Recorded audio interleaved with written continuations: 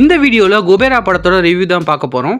ஒரு பெரிய பணக்காரன் பிளாக் மணியை ஒயிட் மணியை ஆக்குறதுக்கு நாகார்ஜுனா கட்ட போகிறான். நாகார்ஜுனா இந்த வேலையை 4 பிச்சைக்காரங்களை வச்சு இந்த வேலையை முடிக்கலாம்னு நினைக்கிறாரு. அதில் ஒரு பிச்சைக்காரர் தான் தனுஷ் அவர்கள். தனுஷ் அவர்கள் இதுலேருந்து தப்பிச்சாரா, அதுக்கப்புறம் கதையில் என்ன ஆச்சு, இதில் தான் இந்த குபேரா படத்தோட கதை. சாகவானா மேடம், பழச்சு என்ன பண்ணுறது, வாழ்கிறதுக்கு தான் பொழைக்கணும். ஸ்டோரியை பார்த்தீங்கன்னா கொஞ்சம் புதுசாக தான் இருக்குது. அது மட்டும் இல்லை, இந்த படத்தோட ஃபஸ்ட்டு பாசிட்டிவே தனுஷ் அவர்கள் தான். அப்படி ஒரு ஆக்டிங்கை வந்து பார்த்தீங்கன்னா கொடுத்துருக்காரு.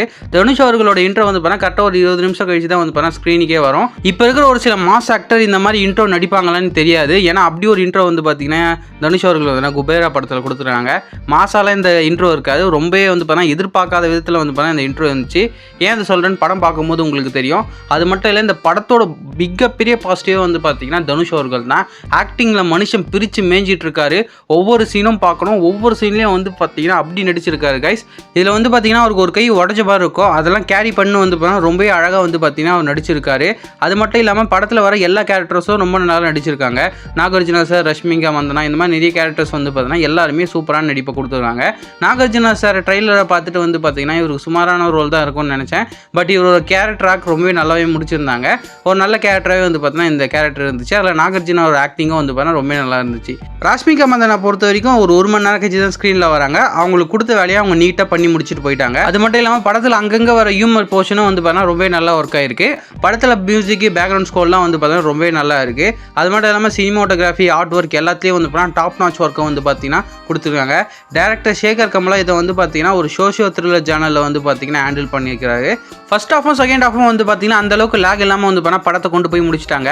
படத்தில் ஒரு சில இடத்துல ஒன்று கொஞ்சம் லைட்டாக லேக் இருக்குது. முக்கியமாக சொல்லலாம் கிளைமேக்ஸில் லைட்டாக லேக் அடிக்குது. மற்றபடி வந்து பார்த்தீங்கன்னா படம் எல்லா இடத்துலையும் வந்து பார்த்தீங்கன்னா முடிஞ்ச அளவுக்கு எங்கேஜிங்காக தான் போகுது.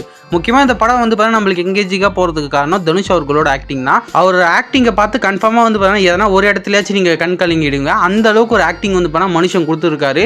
நானே எதிர்பார்க்கல. நானும் ட்ரெய்லரில் வந்து பார்த்தீங்கன்னா காட்டுறாங்க. பட் படத்தில் வந்து பார்த்தீங்கன்னா அது அந்தளவுக்கு ரிஃப்ளெக்ட் ஆகாதுன்னு நான் நினச்சேன். பட் வந்து பார்த்தீங்கன்னா ட்ரெய்லரில் என்ன காமிச்சாங்களோ அதோட ஒரு 200% வந்து பார்த்தீங்கன்னா படத்தில் இருக்குது. அசுரன் தான் அவரோட பெஸ்ட் பர்ஃபார்மன்ஸ்னு சொல்லுவீங்க. பட் இந்த படம் வந்து பார்த்தீங்கன்னா அசுரன் படத்தையே தூக்கி சாப்பிட்ற அளவுக்கு அவர் பர்ஃபார்மன்ஸ் வந்து பண்ணியிருக்காரு.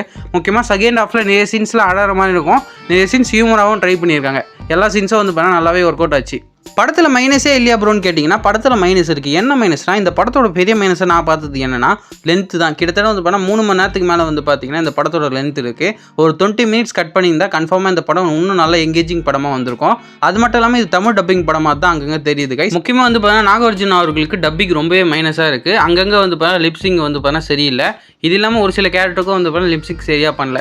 ஓவராலாக ஒரு ரொம்ப நல்ல படம் கைஸ். தனுஷாரோட ஆக்டிங்காகவே வந்து பார்த்தா முழு படத்தை நீங்கள் பார்க்கலாம். தனுஷாரோட ஆக்டிங்கில் இது ஒரு பெஸ்ட் பர்ஃபார்மன்ஸ் ஓரியன்ட் படம் இந்த படம் தான் சொல்லலாம்.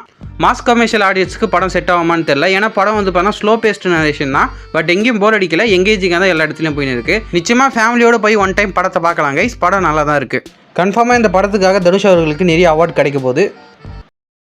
என் கூட வரும் காட்டு பலம் நெஞ்சில் வரும், நாளை தீஜ்வாலை உன் கோட்டைகளை எரித்துவிடும்.